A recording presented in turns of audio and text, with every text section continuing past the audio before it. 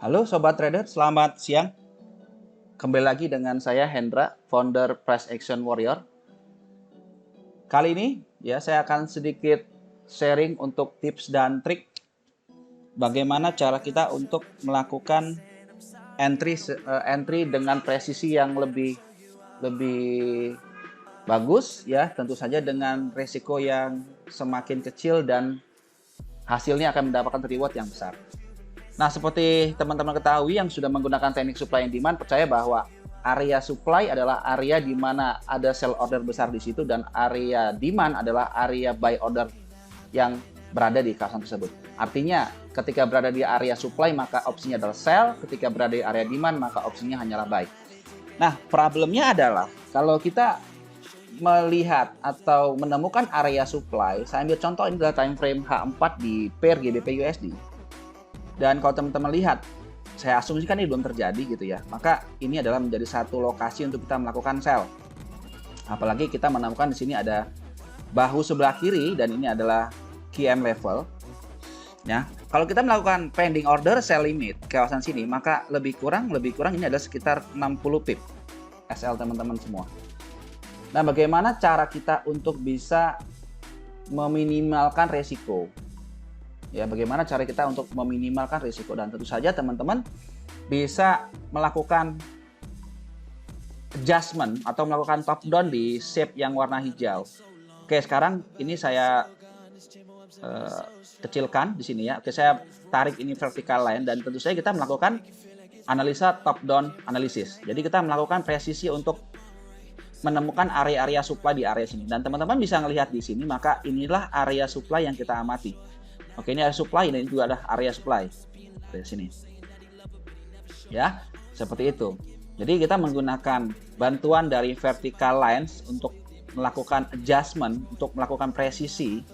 Apakah ada zona-zona base lagi di time frame kecilnya? Nah, kalau teman-teman lihat dari tampilan time frame H4, ini adalah hidden supply.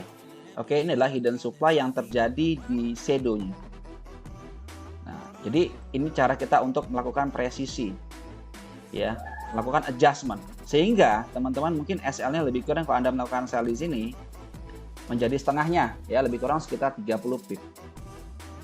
Itu kalau kita menggunakan cara yang manual, ketika kita menggunakan vertical line untuk menemukan past history supply-nya gitu ya di time frame kecil. Nah, ini akan sangat mengganggu sekali ya teman-teman ya, karena teman-teman harus marking terlebih dahulu di sini, lalu Anda pakai vertical line gitu ya. Lalu Anda cari-cari lagi ke time frame kecil seperti ini. Ya. Ya, akan seperti ini. Mungkin sebagian besar trader akan menggunakan cara yang sama seperti yang saya lakukan. Nah, apakah ada cara yang sederhana?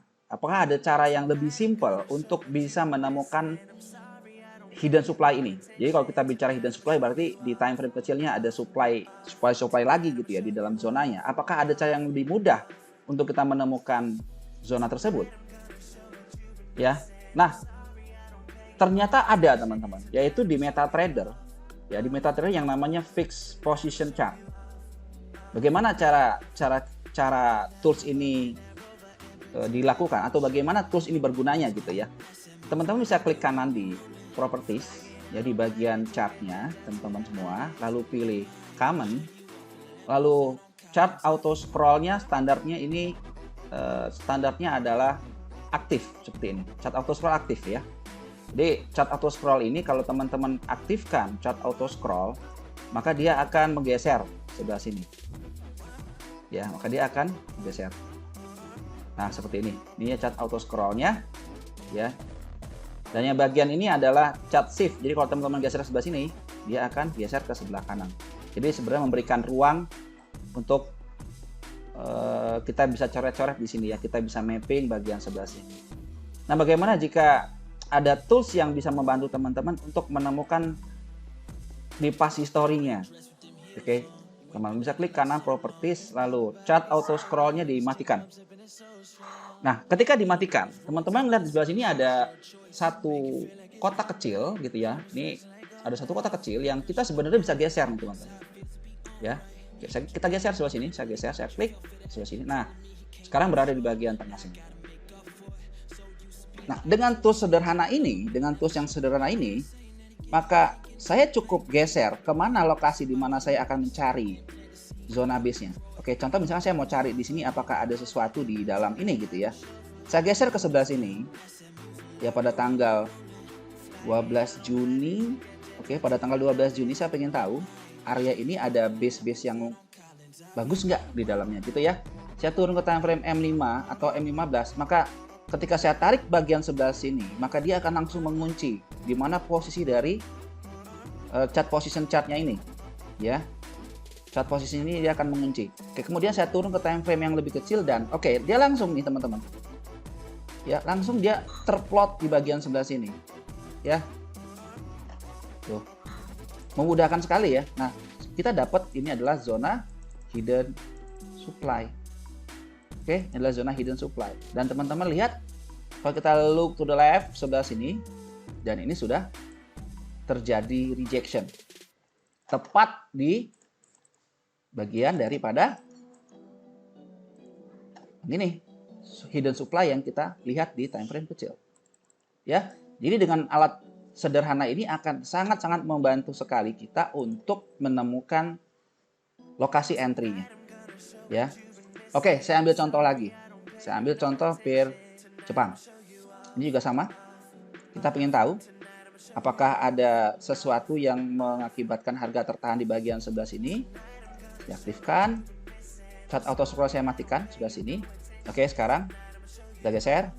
Saya geser ke sebelah sini. Oke. Lalu kita marking bagian sebelah sini. Kita coba lihat di time frame kecil. Langsung. Oke, dia langsung plot nih teman-teman. Langsung ke plotting. Nah, langsung ya ngarah ke bagian sebelah sini.